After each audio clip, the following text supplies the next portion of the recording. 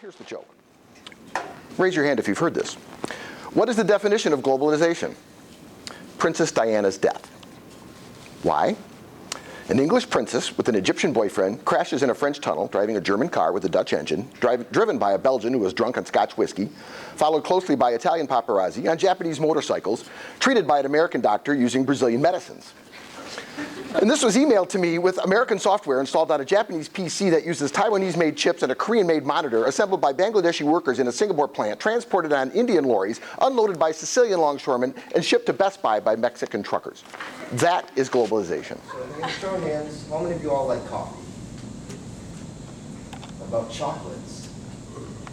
Okay, what about like bananas or coconuts or pineapples? All right. Okay, now can you look at your neighbor's shirt? The shirt tag, and can you tell me where that shirt is made? Shout them out. India. India. China?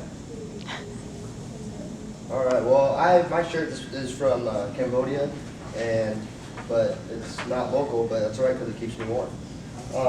So you can most likely live without coffee, the fruity drinks, and the Coach or the Nike fashion. But these are just a few of the luxuries that we would lose if we moved to the ecolocalism model. For example, if you see iPads or laptops, cell phones, these are all items that are made internationally.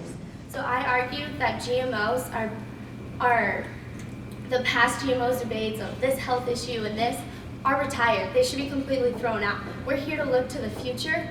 We're here to live in a sustainable world, to continue. We're not all going to go live in a tree house and have our little garden at the bottom. I'm sorry. We're here in a technological world where we must focus on those technological advances and continue to work on those. And we must not turn our backs on GMOs. Thank you. I would say that the green movement is also another advertising niche for people to go and consume more stuff. And it's not bad that people are consuming green stuff, but it's still driving consumerism. Still. You're missing the point, is that being green, IKEA, we have all these green pieces of furniture for your house that fall apart in like 2 uses. You can't take it apart and put it back together. Like, what the heck? What's the point of that? What are you going to do with it? You're going to throw it away? You're not going to.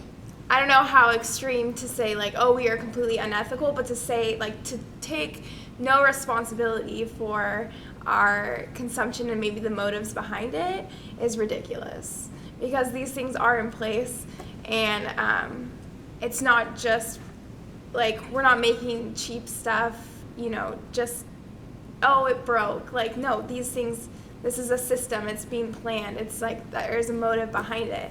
So I feel like it's really ignorant and irresponsible to just be like, oh, well, we're learning, or oh, well, like, I don't know. I just think that's not being responsible. And how long are we supposed to give it a chance? Well, we gave it like 200 years to, screw up this earth and pump it full of carbon before we started to do something about it. So I would give it, at least 10 years, and you're going to start seeing stuff. We already can buy stuff from the car dealership and drive it down the street. Well, which also leads to the point, like you guys say the Nissan Leaf is kind of the solution here, but how are people in third world countries supposed to be affording these new cars? They can walk. I think the point taught me I just learned when I came to Seattle there. I'm like, oh, so all these practices I've been doing my whole life, that's good.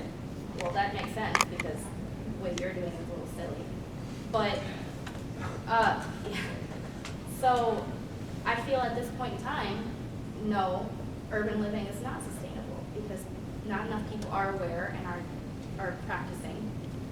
The cities are not set up for it, and there's too much pollution and all chemicals and everything else in place already that there's not enough.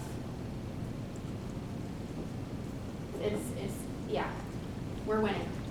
So that's what I think. We're winning so far. However, you're allowed to buy sponges. So then they won't make it. We shouldn't be allowed to make sponges, and we should be allowed to buy them. They're liars. Why use toothpaste on everything? We have the freedom to choose then whether we we will like be exploiting people for manufacturing something that we don't even need.